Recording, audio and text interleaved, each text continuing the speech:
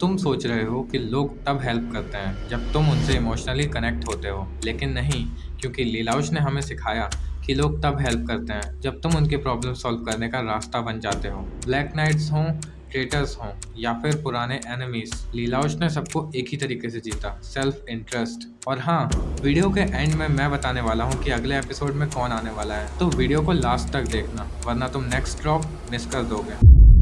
So this is the Law 13 of 48 Laws of Power और Law 13 कहता है When asking for help, appeal for people's self-interest, never to mercy or gratitude। क्योंकि लोग gratitude भूल जाते हैं और इमोशंस को इग्नोर कर लेते हैं, लेकिन अपना फायदा वो कभी नहीं भूलते। अगर तुम किसी की प्रॉब्लम सॉल्व कर रहे हो तो वो तुम्हारा काम अपने आप करेंगे। लीलाउश ने कभी किसी से सिंपैथी नहीं मांगी, उसने लोगों के दर्द को समझा और उस दर्द को डायरेक्शन दिया। उस समय पर हर इंसान के दिल में जो सबसे बड़ी क्रेविंग थी वो थी या तो रिवेंज या रिडेम्पशन या फिर रिकॉग्निशन, लेकिन लीलाउश ने उन सबको अपने मिशंस के साथ अलाइन कर दिया। ब्लैक नाइट्स के पास ना ही मिलिट्री थी और ना ही फ्यूचर, बस एक साइलेंट रेज थी जो छुपी हुई थी। और फिर लीलाउश आया जीरो बनकर। लीलाउश ने उन सबको एक सपना दिखाया कि ब्रिटानिया को गिराएंगे, लेकिन ये ड्रीम एक फेवर नहीं था, ये उन लोगों की फ्रस्ट्रेशन का सॉल्यूशन था। उसने मदद के लिए भीख नहीं मांगी, उसने कहा let's win this war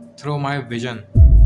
to-do, शिंके, डीथ हार्ट और इवन कागुया सुमेरागी, ये सारे के सारे जीरो के दुश्मन थे, लेकिन ये सब भी जीरो के पास आए थे अपने अपने मोटिव्स लेकर। किसी को लेगेसी चाहिए थी, किसी को पावर, तो किसी को केओस, लेकिन लीलाउश ने उनको चेंज नहीं किया, उनके इनर डिजायर्स का मिरर बन गया। वो उनका लीडर नहीं बना, वो उनकी होप का शॉर्टकट बन गया।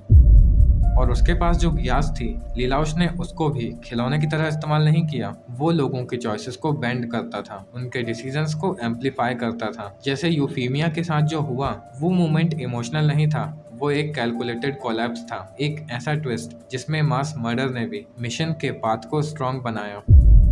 लीलाउश समझ चुका था दुनिया ग्रेटिट्यूड पर नहीं, गोल्स पर चलती है। और अगर तुम ये सोच रहे हो कि लोग तुम्हारे लिए इमोशनल हो जाएंगे, तो तुम्हारा गेम शुरू होने से पहले ही खत्म हो चुका है। और लीलाउश इस लॉ का मास्टर था, क्योंकि वो लोगों को कभी ये नहीं कहता था कि मेरी बात सुनो, वो हमेशा लोगों को ये कहता था कि अपना फायदा देखो।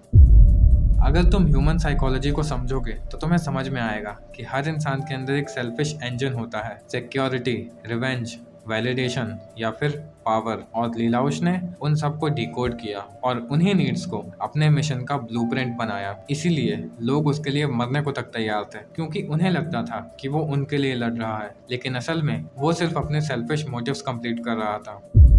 और अगर तुम एक एम्प्लॉय हो तो तुम तो ये अच्छे से समझते ही होगे कि रेस तब मिलता है जब तुम कंपनी को प्रॉफिट देते हो, ना कि तब जब तुम उन्हें ये याद दिलाते हो कि तुम पिछले 7 दिनों से ओवर टाइम कर रहे थे। तुम्हारे फ्रेंड्स तुम्हारे आइडियाज को सपोर्ट करते हैं, लेकिन तब जब उन्हें उसमें उनका प्रॉफिट दिखाई देता है। और रिलेशनशिप्स में भी लोग वहीं इन्वेस्ट करते हैं जहाँ से उन्हें इमोशनल रिवॉर्ड्स मिले, ना कि वहाँ जहाँ उन्हें सिर्फ गिल्ट महसूस हो। देखो, सच तो यह है कि अगर तुम लोगों को अपना नाम बताओगे तो वो तुम्हारा नाम भूल सकते हैं, लेकिन अगर तुमने उनके लिए कोई काम किया है तो वो काम वो कभी नहीं भूल सकते। इस सेल्फिश दुनिया में सेल्फ इंटरेस्ट ही लॉयल्टी की असली करेंसी है। लीलाउश कभी किसी का हीरो नहीं बनना चाहता था, उसने हर किसी को उनकी अपनी कहानी का हीरो बनाया, और इसी इल्यूजन के थ्रू वो राजा नहीं बना, वो लोगों के दिमाग का रूलर बन गया।